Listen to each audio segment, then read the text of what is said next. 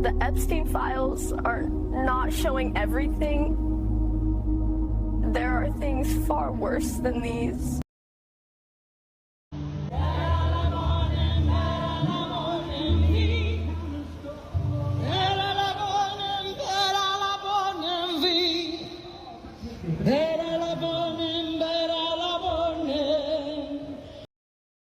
Hi, welcome to my channel. Today we are looking on Epstein file. For years, names were whispered in shadows and redacted in court, but the seal has finally been broken. Today, we're diving into the unsealed depositions, the flight logs, and the connections that the world's most powerful people hoped would stay buried forever. These are the Epstein files. Let's look at the facts. Thousands of pages of court documents have just been made public, shedding new light on the operations of Jeffrey Epstein and his associates. There's a lot of misinformation circulating online, so today we are going straight to the source. We've parsed through the filings to bring you the most significant revelations without the speculation. I'm going to show you one of the most heartbreaking, horrific emails in the Epstein files that was found today between Jeffrey Epstein and a survivor. And before I do, I want this to serve as a trigger warning because of how graphic it is. I'm sharing this because it's an example of how deep Epstein's coercion went. And it's exactly why survivor testimony must be taken so critically. This is an email exchange between Jeffrey Epstein and what appears to be a survivor. In this email exchange, the survivor is telling Jeffrey Epstein that she went to a doctor and was told that she had an infection. She tells Epstein that she had only been sexually involved with him and just could not understand how that happened. She also told Epstein that she was uncomfortable visiting a male physician. Now, the email is horrific, heartbreaking, and the world needs to see the horrors that these children were put through, because maybe then more people would start taking this seriously. Maybe then people would demand the release of all the files, right? Maybe then people would actually start demanding more accountability. I'll have more. 32-page journal kept by one of Epstein's victims, and she was 16 or 17 years old, and her attorney submitted it to the Department of Justice as evidence. And every page is stamped confidential in attorney's eyes only. And the entries describe a girl living under total control. Everything in her life, where she lived, where she went to school, what she did, was dictated by Epstein. But what the diary documents goes beyond control, and it documents something much, much worse. Because according to the diary, Epstein fathered a child with this girl around 2002, and she gave birth to a baby girl, and the baby was taken from her. And she describes the birth, quote, "A shot and those rod-like things had a hook and so much pain, Ghislaine said to push all the pain away." And she also writes, quote, "I saw beautiful fingers, this tiny head and body in the doctor's hands. It reached its tiny arm and had a tiny foot." And then she was given 10 to 15 minutes to hold and feed her daughter before they took her. And she writes, quote, "She is mine. I want her back," distraught. And a 20-week pregnancy scan is pasted into the diary. And next to it, she wrote, quote, "She is gone and she won't be coming back," unquote. And in another entry, she writes about a second pregnancy, saying, quote, "Tomorrow is the halfway ultrasound for Jeffrey. This one stuck. After they took the first baby who survived and the early miscarriage, I think it was called, I no longer feel like a person, but a vessel," unquote. Like, this is, like, talk about Handmaid's Tale and the rich taking babies. Like, every conspiracy theory, the worst kinds we ever thought of, are real. Like, according to this diary anyway, allegedly, you know, but I'm just gonna go ahead and choose to believe the victims, like I always have, but I hope you do too, because I just wouldn't put it past them to take kids and sell them. We'll get to some even worse stuff that they could be doing. It's sickening. And she goes on to say, quote, "Will they take this one too? Who has the first one? Where did Ghislaine go? She is never around. I am not old or mature enough, or even in a place to have a baby that I would be responsible for. Will I ever be free?" And in a separate entry, she describes a miscarriage, saying, quote, "So it came out in the toilet and I didn't know what to do, so I just flushed the tiny little fetus. You have made me numb and I hate you for this. I hope I never see you again. I am not your personal incubator. Where is the baby and where is Ghislaine?" And she... I think it's really telling when we're talking about the Epstein files that we remember that there's multiple interviews of Jeffrey Epstein talking about Jesus. Except for he can't really say the name. Have you noticed that? He can't really say the name. He only ever refers to him as, like, a carpenter. Or the carpenter. Or like that.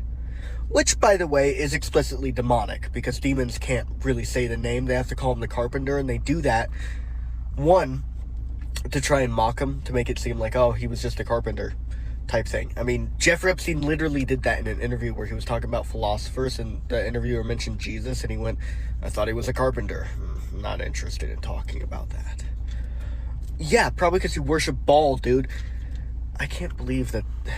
I'm still trying to struggle to comprehend that we have, like, documented proof of child sacrifice of the elites. That's insane. I can't believe I made fun of conspiracy theorists. I'll show you a picture from the Epstein file. You tell me what you think it is. Yeah, it is the most craziest thing.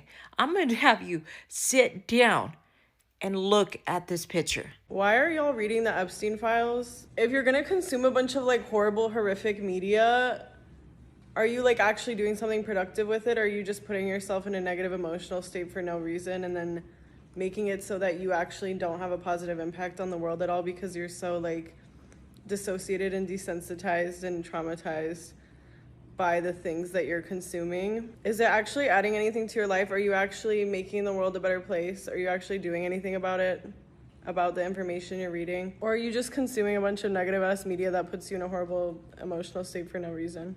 Just something to think about. Guard your heart. This is one of those moments. And also, the Lord did not give us a spirit of fear, but of power, love, and a sound mind. So yes, when you are seeing these things on the internet circulating, it will grieve your soul. It will make you feel so sick to your stomach because it is evil and it is demonic. So that's why we have to guard our hearts, like scripture says, and not needing to go looking into this more, investigating it, because I'm telling you, you probably know all that you need to know. Does that mean to turn a blind eye? Absolutely not. It means that we need to stand firm in the Word of God, but also pray that more truth gets revealed and that the people that have done this serve their time, and more so, that's my personal opinion, sorry. And also pray for the victims that were involved.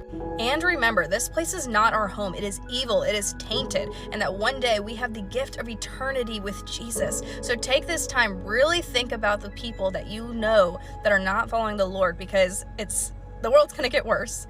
And then think of the world that they may live in if they don't get to go to heaven. Because what we're seeing now is pretty darn bad. So yeah, that thought alone just kind of freaks me out. But remember, guard your heart. You do not need to investigate more into these files and looking into the social media posts and all the things, because like I said, it will disturb you because it's evil, it's sick, and our souls were not meant for this. Our dad, he forces me and Gabriel to do it. But because we can't, we're not strong enough to cut the baby's head off. He does us to hold a knife, and he puts his hand at the top of our hand, and he helps us to cut the baby's head off. Because he's learning, he's teaching me and Gabriel, so when we're older, to do it to our own children and do this kind of stuff to our own children. Where is it this that happens?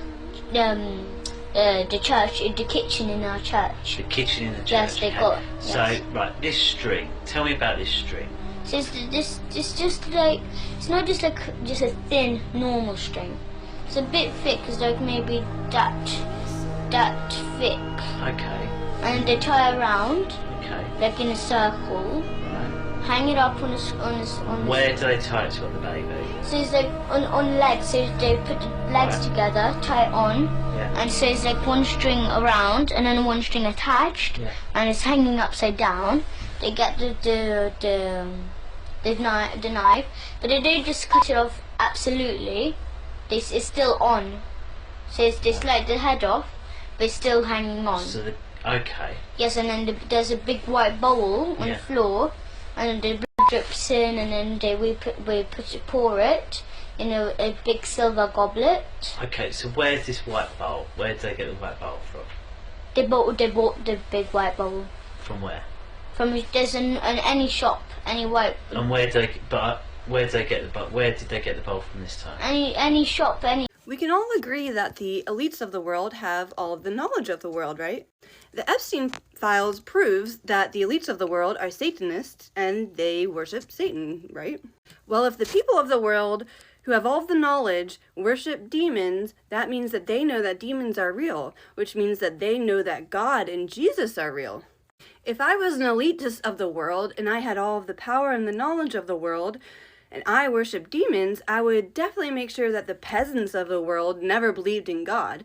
Because if they believed in God, then they would know their own power, and then they would have power over me, and I couldn't have that. I want all the power. I mean, that is why I worship demons, is it not? So thank you, Epstein Files, for giving us even more proof that God is most definitely real, and Jesus is our Lord and Savior. People eating people. Yeah, I mean, well, let's just go ahead and take another look at this video.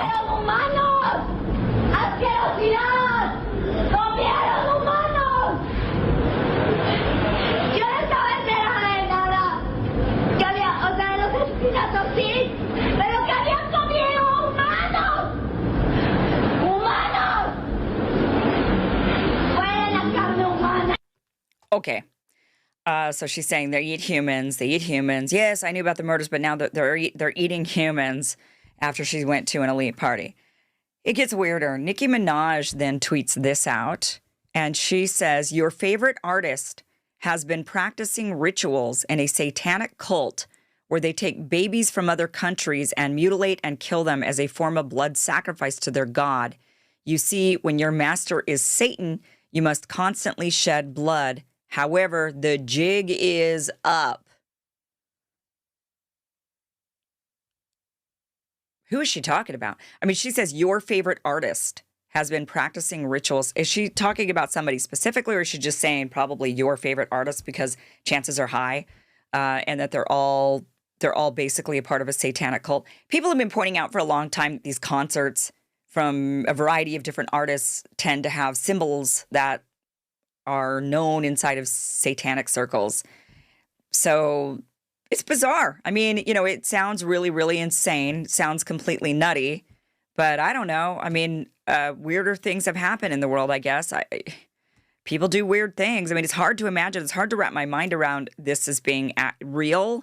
You know, it just sounds like, okay, yeah, these are mentally ill people making claims, but I don't know. I mean, what if it is real? And then here we are just acting like, wow, that can't possibly be real. I mean, this kind of stuff has happened. We have documented instances of children sacrifices. That has happened throughout history in many cultures many times over, where children were sacrificed for gods, or cannibalism. I mean, these things have happened. So, I mean, we can't really just discard it and say, well, no, it can't be possible. I mean, why not? Why can't it be possible? I don't know. Here's another claim inside of the Epstein files that was quite interesting. A guard claimed that Epstein was smuggled out before his death. A lot of people have said the dead body that we saw, which, by the way, it's weird we even saw a dead body. You know, they leaked the picture of Epstein after he was found dead. When else do you see that? I mean, we don't really ever see that. So it's almost like they wanted us to see it. So maybe there's more legitimacy to this claim than not, because we do have a picture of Epstein. And then people were pointing out, yet that doesn't look like Epstein. And I'll show you those photos. But this individual anonymously posted on 4chan the morning of Epstein's death, August 10th, 2019, claiming he witnessed weird happenings at the prison before Epstein's death had been identified. And now he's been... You know, it's factually true that I was only at dinners. You know, I never went to the island. I never met any women. And so, you know, the more that comes out, the more clear it'll be that although the time was a mistake, it had nothing to do with that kind of behavior. Yeah, I met Jeffrey in 2011. The focus was always, he knew a lot of very rich people, and he was saying he could get them to give money to global health. You know, in retrospect, that was a dead end, and I was foolish to spend time with him. I was one of many people who regret ever knowing him. The Epstein files are the distraction. The Epstein files are the president's own slow crucifix that his handlers have introduced into the narrative to let him know that not only will he do what they want as they toy with him using the legal mechanisms of will they release it? Will they not release it? Will they slow leak it or not? It's to keep your eyes fixed on what you think are the main things, the president's own slow crucifix that he will surely be crucified on, because there's no pleasing the people that he works for. You can dance to any tune that the unseen hand, the shadow government wants, the deep states. You can dance to any tune they play. And then after you have done everything that they've asked you for, they will still double cross you. They will still put you to death. They will still dispose of you.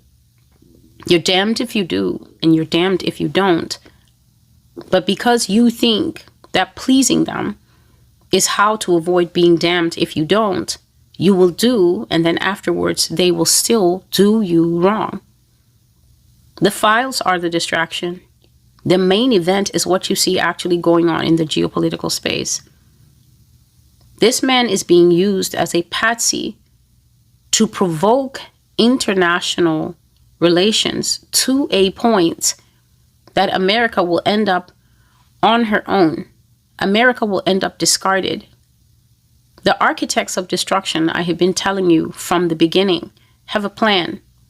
And that plan is to make sure that we are locked up here with them, with no one doing a wellness check on the door. Now, a quick disclaimer.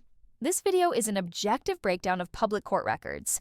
We aren't here to speculate or spread rumors. We're here to look at the evidence as it was unsealed by the court. If you value factual, source-based reporting on topics like this, consider subscribing to help us keep this channel going. Now, let's get into the timeline. So the Epstein files have been released, and many things that us conspiracy theorists have been saying for so long are starting to be confirmed. Things like the elites performing child sacrifice, human sacrifice, weird blood and sex rituals. I just made a video explaining the history of human and child sacrifice within the elites, specifically within the ancient Israelites or the Jews, and you should definitely check that out if you want to have a better understanding of what I'm going to explain in this video.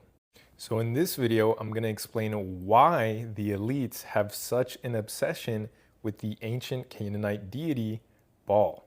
Now, I'd like to just start off by saying that I know when you think of Baal, you usually think of a demon, and he actually only became demonized when the ancient Israelites decided that they wanted to move into monotheism, so they turned all the other gods besides Yahweh into demons and angels. So to the ancient Canaanite tribes, Baal was not a demon, he was actually a god, and a very revered god as the first son of El. He was a storm god, basically like another version of the Sumerian Enlil or the Norse Thor. And if you're wondering why that is, that's pretty much because almost every ancient religion borrowed their theology, their pantheons, from the ancient Mesopotamian or Sumerian pantheon. So the Sumerian storm god Enlil later became Baal Adad to the Akkadians, and then later became Baal Hadad to the Canaanites. And then also you had the Greeks with Zeus, you had the Norse with Thor. So it's important to understand that Baal was originally a god, and this would make more sense as to why they would actually sacrifice humans to him. So why are they obsessed with Baal? Can't they just sacrifice to Yahweh or something? Yes and no. Let me explain. So obviously, I do not believe that these gods are real beings, like real entities that they're sacrificing to, and that they're real out there somewhere. But I do believe that the elites do have contact with either interdimensional or extraterrestrial negative beings, negative entities. And I believe that these beings are the reason that we have religion. I mean, even the Bible talks about the fallen ones, right? The Nephilim that were here before the flood. And so I believe that this group of negative beings influenced our society into worshiping them. Think about how easy it could be if you could go to another planet that had a civilization that was barely developing, and you could come and walk among them. You could literally influence them to do whatever you want. And so I believe that these beings have kept themselves alive throughout our history through the worship of beings like Baal, like Yahweh, like all of these deities. And although I'm not sitting here saying that religion is bad and it's, bad for society, but we do know the power that religion has and how it has been used in the past to control people. And so I believe that the reason that they are obsessed with Baal is not only to empower that negative group of beings, but also to continue the perpetuation of religion. Because even today, religion is still one of the biggest forms of control and easily one of the biggest forms of separation, of division. Like, humans have been fighting for thousands of years about whose religion is right and whose religion is true, literally going to war for this. And it's crazy because those wars were ordained by God. They were ordained by Yahweh. So I believe that the elites know this and they continue to perpetuate this by being the evil side, by being the opposite side that's worshiping the devil, that's worshiping Baal, that's sacrificing children to them, so that you have the other side come and be like, oh, you see, guys, this is why we need to move to religion. This is why we need God in our lives. And again, I'm not saying that all religion is bad, because of course there are aspects of every religion that are extremely positive and loving, but there are also aspects that are really horrific. Like, if you read the Quran or the Old Testament, they endorse things like slavery, like misogyny, like child marriage, like sacrifice, things that we would consider pretty bad today. And so ultimately, I believe that the reason why they're obsessed with Baal is not because they think that he's an actual god out there somewhere, but because they know that if they want to continue being in power and continue perpetuating the religion and the division that religion creates, they have to play the opposite side. And you might ask, well, what do the elites get in return from these negative beings, these negative entities? And the answer is knowledge. Knowledge on how to control us, which has clearly been working for them for a while. So that's it for this video. I know it can sound a little crazy, but to be fair, considering what we've seen come out in the Epstein files, can we really just afford to disregard things like this? Like, if the people who literally control the world are involved in spiritual and occult-like practices, isn't it time for us to start thinking more about that realm of reality? But anyway, that's it for this video. If you guys liked it, follow my page because I will be uploading more. The world is a stage, my friends. It is a stage. And we should take a listen, by the way, where President Trump yesterday explaining to the press who were asking him questions about the Epstein files, he then said this regarding the quote-unquote big hoax. No, it's not the Attorney General. No, I know it's a hoax. It's started by Democrats. It's been run by the Democrats for 4 years. You had Christopher Wray and these characters and Comey before him. And it's a bad group. It started, actually, look at the Steele dossier that turned out to be a total hoax. The 51 agents, the intelligence, so-called intelligence agents, it was a hoax. It's all been a big hoax. It's perpetrated by the Democrats. And some stupid Republicans and foolish Republicans fall into the net. And so they try and do the Democrats' work.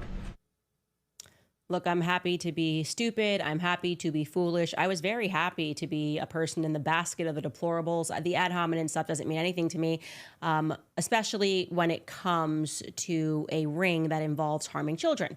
Okay? I just think that this is so ridiculous to try to divide people and make it seem like it's a fight between the left and the right. It's not that. We are, in fact, not stupid, but we're happy to have you call those names.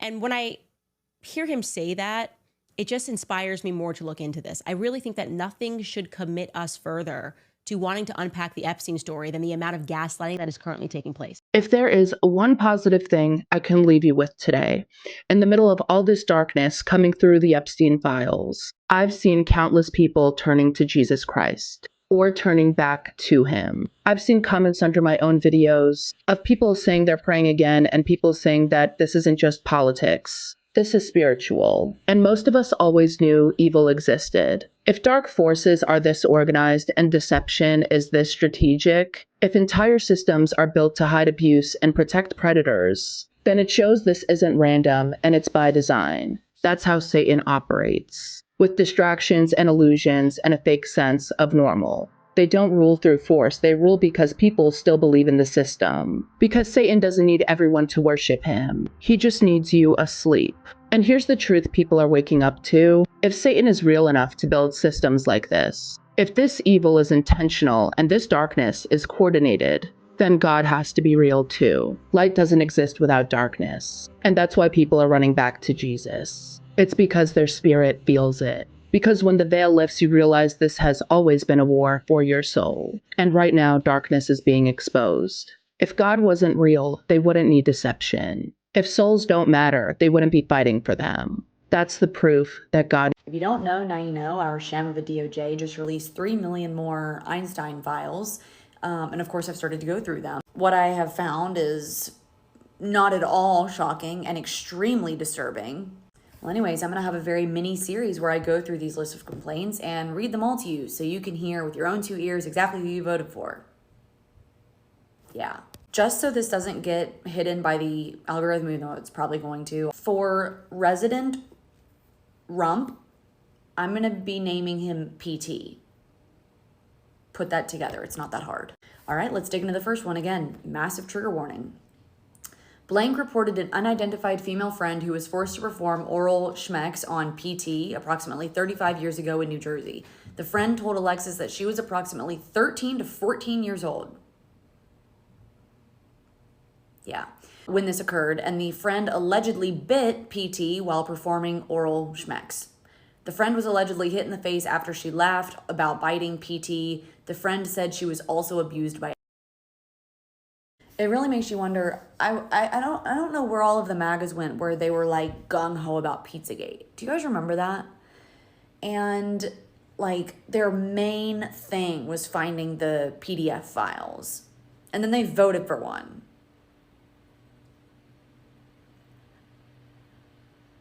Pizzagate's in the Oval Office, babes. Shocking. But anyways, here is first of a few of this series. Hope you guys can stomach it.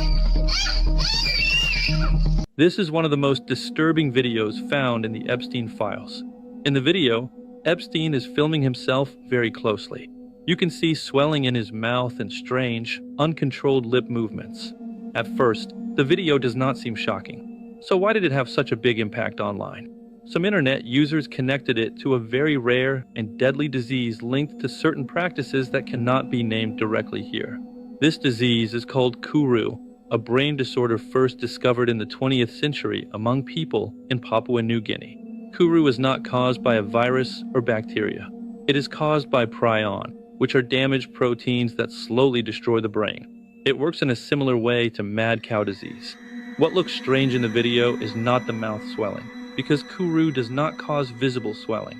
The strange part is the uncontrolled mouth movements. In brain diseases, early signs can include loss of muscle control and speech problems. I think it's really telling when we're talking about the Epstein files that we remember that there's multiple interviews of Jeffrey Epstein talking about Jesus. Except for he can't really say the name. Have you noticed that? He can't really say the name. He only ever refers to him as like a carpenter or the carpenter or like that, which by the way is explicitly demonic because demons can't really say the name. They have to call him the carpenter, and they do that one to try and mock him, to make it seem like, oh, he was just a carpenter type thing. I mean, Jeffrey Epstein literally did that in an interview where he was talking about philosophers, and the interviewer mentioned Jesus, and he went, I thought he was a carpenter. Not interested in talking about that. Yeah, probably because you worship Baal, dude. I can't believe that. I'm still trying to struggle to comprehend that we have like documented proof of child sacrifice of the elites. That's insane. I can't believe I made fun of conspiracy theorists. The release of these documents is just one piece of a much larger puzzle that investigators and the public have been piecing together for years. While many names have been unsealed, many questions still remain. What do you think is the most significant revelation from this latest drop? Let's talk about it in the comments below. But please keep the discussion grounded in the facts. If you want to stay updated as more files are released, make sure to subscribe and hit the bell icon. Thank you for watching, and I'll see you in the next update.